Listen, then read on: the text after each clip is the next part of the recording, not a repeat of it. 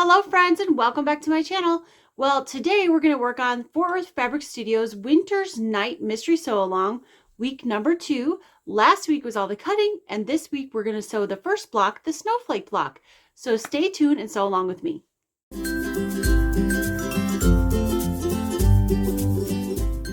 Okay, so the first thing you're going to want to do is print out your instructions for this week and gather all your fabrics. We're only using 2 of the fabrics. We're using B, which is our background, the white, and then we're using E, which is the dark blue with the snowflake. That's it for this week. So the first thing we're going to do is we're going to make a bunch of flying geese. And so I'm going to take all the pieces away that we don't need right now. So what we need right now is the rectangles of both the background and the snowflake.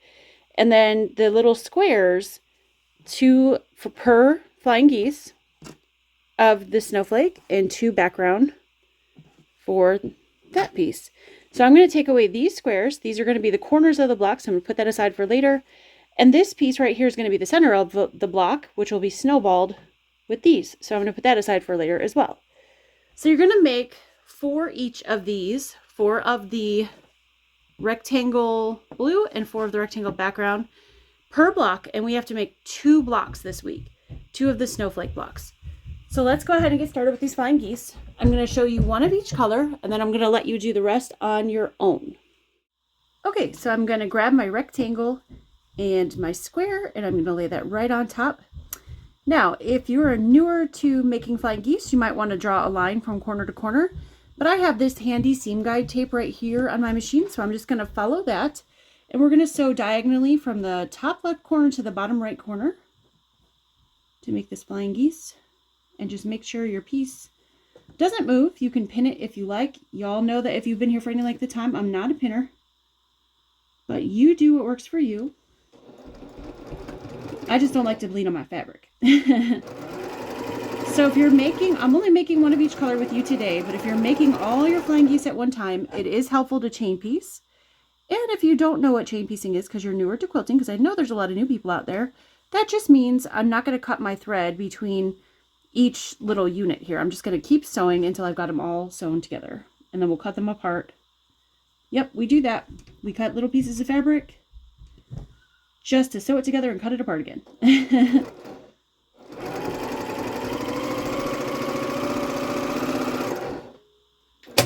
All right, so those ones, the first wing of our flying geese is done. Now, take your rotary cutter and your ruler and cut a 1/4 inch away from that seam towards the outside. I'm going to use my scissors. I don't recommend this for everybody. I'm kind of winging it just because it's easier on camera, but I can kind of gauge the 1/4 inch, and we're just going to go with it. But I would recommend using your rotary cutter and a ruler to get that 1/4 inch. And then once you trim them, you can go ahead and grab your iron and a pressing mat. You grab my pressing mat, and we are going to press these out just like this. Get my iron warmed up here. And I like to use my easy press pen. I call it Magic Juice. It just aids with pressing and gets your blocks nice and flat so we get more precise blocks. Whoops, and it wants to roll away from me. And I like to finger press it first too to kind of make that fabric go where I want it. We're beating it into submission. And then we're going to give it a press. So now we have 1 wing done on that flying geese. And then on this one. And then we'll put the other side on. Now there's lots of ways to do flying geese.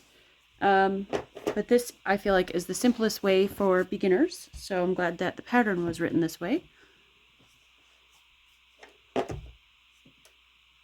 All right, so now we're going to go ahead and add our other side. So we're going to put that square on there and the white on the blue. So the blue on the white on the blue.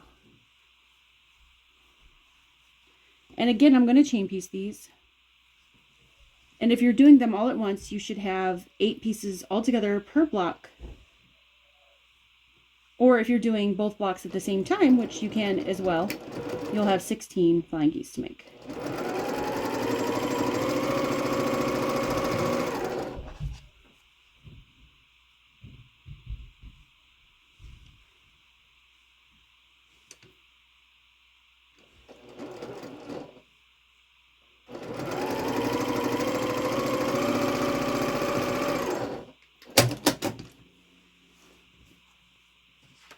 Okay,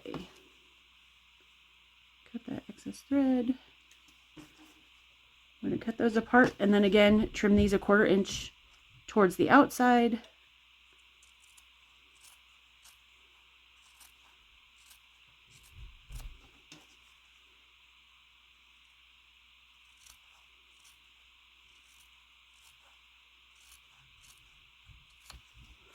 All right, and then we're going to give these a press. Put my scissors down, grab my pressing mat, and again, my magic juice.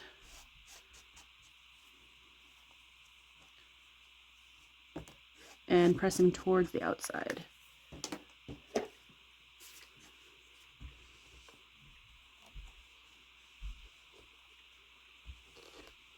Now, magic juice is just a starch alternative concentrate that I'm putting on the seams to help press. It is actually called Acorn Precision Piecing Solution, but I call it magic juice because it magically makes your blocks really flat. So,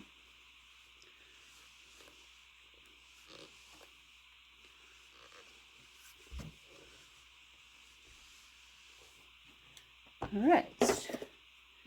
Now, for each pair, and I believe it doesn't tell us to do this until step 3, but I'm going to go ahead and do it now because I just feel like it's a little bit easier. So for each pair, and by pair meaning one with the large triangle blue and one of the large triangle white, we're going to put these together and they're going to sort of look like an arrow or a chevron. So we're going to sew. You want to sew with the flying geese where the point comes together on top so you can see where your threads cross. And right where your threads cross, you're going to want to stitch right on that X or even one thread over so you don't lose your points in your flying geese. So I'm going to go ahead and put these together and you should have 4 per block. And let me grab one over here that I already did, and then you're going to look something like this. And after we do this, we'll go to step 2, which will be the center of the block.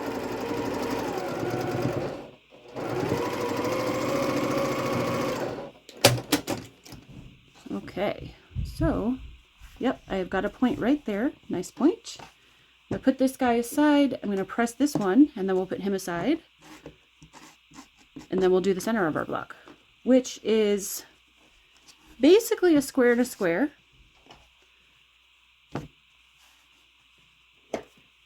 So this is a pretty easy block this week. So hopefully you all will be able to finish it and have everything ready for next week.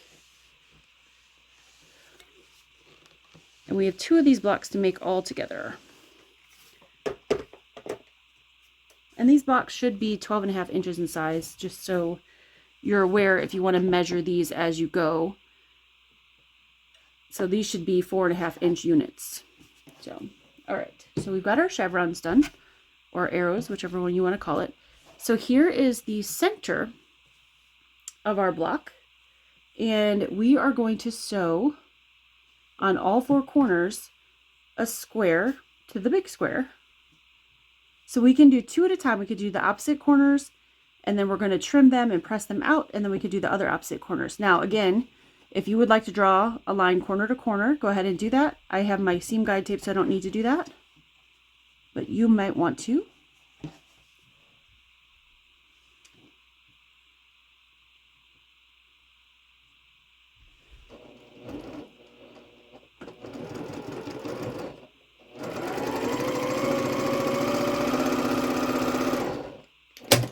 If you haven't tried this seam guide tape, and I'm not a representative for them, for the company that makes it, you may want to though. It saves you some time having to draw all those lines on the back, especially if you have a pattern with lots of half-square triangles.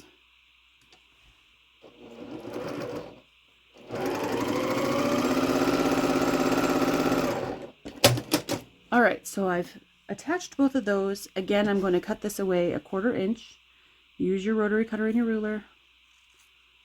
But quilt police, don't come after me. Just a little bit easier to do this on camera because the rulers have a reflection in the lights. So it's easier if I just trim these off. All right. So I'm gonna press this before I add the other 2 sides. The key to good blocks, precise blocks, is really good pressing in each step. And I know it slows things down and takes more time, but you'll be glad in the end because your blocks will be more precise, and all that work you put in at the end, your project will come out a lot better and you'll be happier. So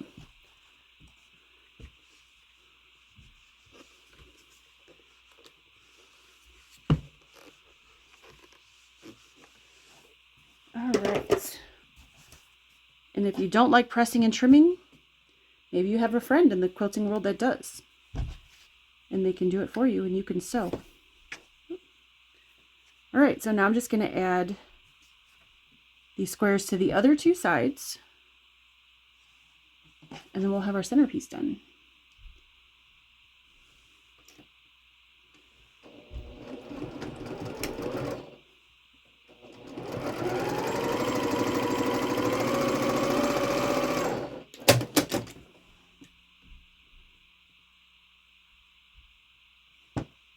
Just make sure your corners are lined up really well.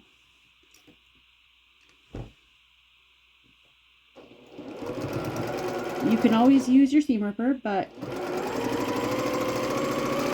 if you line up everything well, shouldn't have to. All right, so let's trim these 1/4 inch away.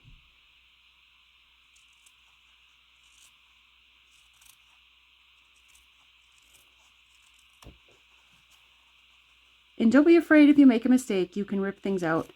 That's why they made seam rippers.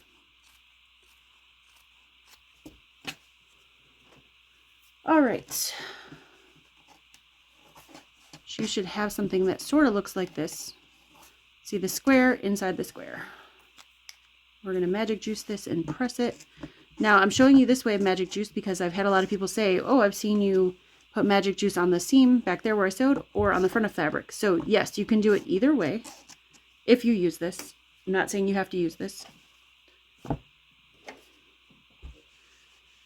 And it works just as well either way.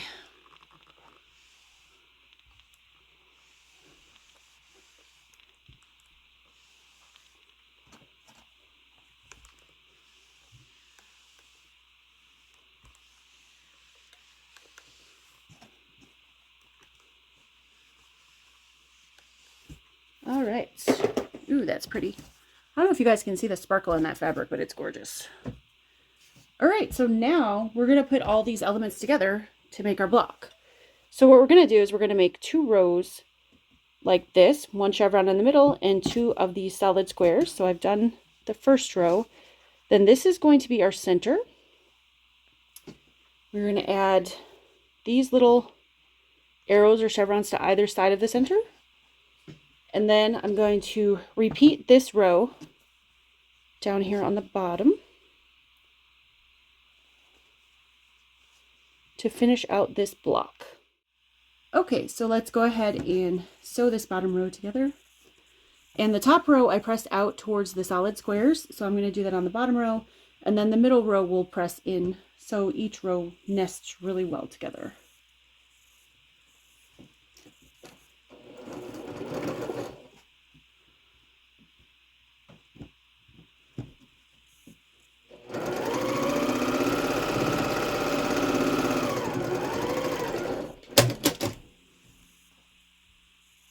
So for now, I'm going to finger press this, and then we'll add the other piece on the other side.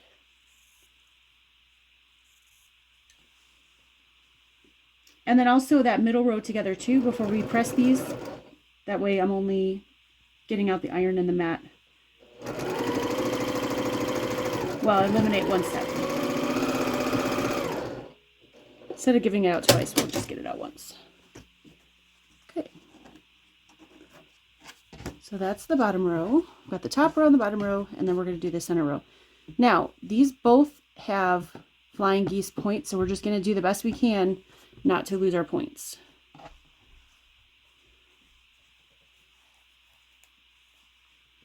So you may want to pin or go slower. You could even put a pin in right where that center is, so you're really aware of where it is to try to make sure you keep your point. It's a little tricky when you have two. So we're going to go slow over that part. You can kind of feel it because it's thicker right there with the two of them coming together. So you did pretty good on that one. Okay, on to the other side.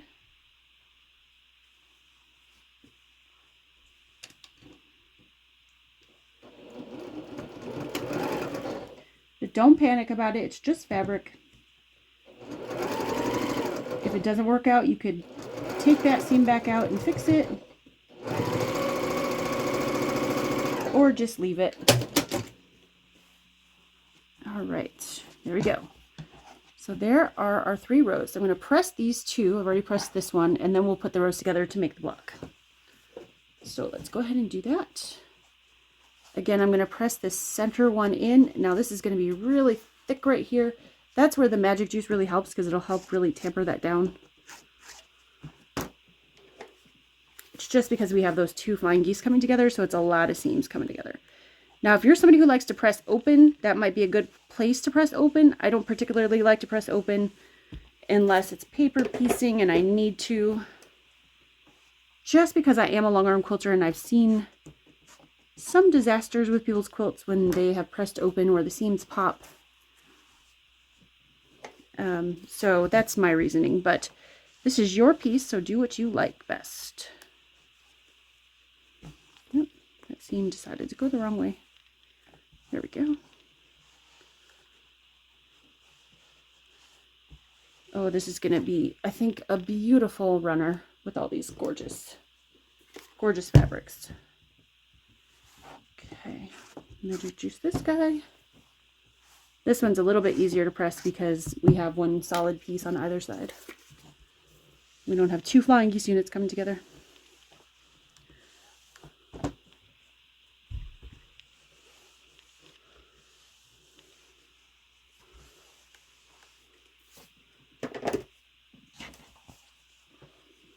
All right, now we can sew our rows together. So just make sure that they're all going the correct direction.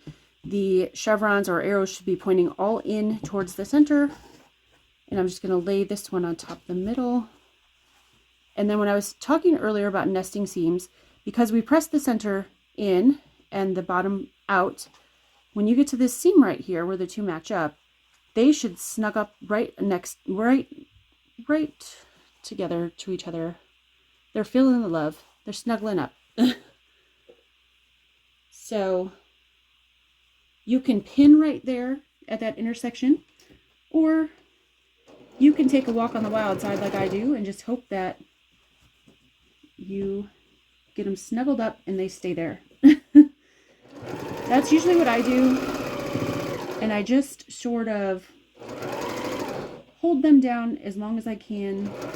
This is where it's nice to have some fingernails until I get through to the needle. If you don't have nails, you could use a purple thing or a stiletto, or you could just pin, which would probably be the easier solution, but I just don't like pinning. And here again in the center we have some flying geese coming together, so that could be a little tricky. And now we have the intersection coming up. So I'm just going to hold that.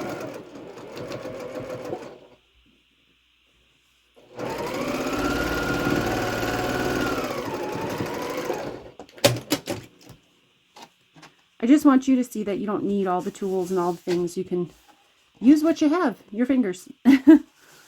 All right, so that came together pretty well. So let's put the last row on down here, and then we'll give the whole block a press, and it will be finished. Pretty simple. And don't forget to make 2 of these. Just making one together.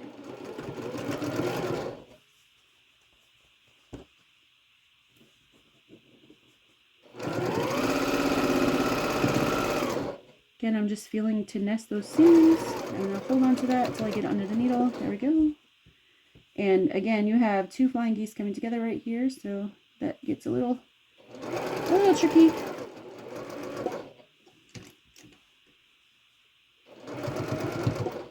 But we can do it. And then another seam that's nesting right here.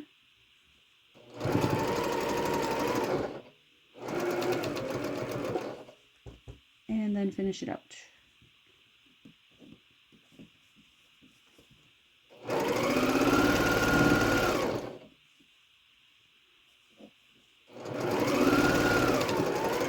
All right, there we go. Yep. All right, looks good. We just need to press it. So I'm going to go ahead and give this a press, and then I will show you guys the block completely finished. Well, thank you so much for sewing along with me today. This is the snowflake block all finished. It is, or it should be 12.5 inches square, and you should have 2 of those. It matches my hair. Look. All right. So look forward to sewing with you guys next week. We'll have another block, and then the week after that will be the final assembly of this fun and quick project. It definitely fits the theme right now because when I was gone in Texas, it snowed here at home, and there is snow everywhere, and it is beautiful and sparkly like this block. So I'm really excited to have this. All right, guys, take care. Have a wonderful week.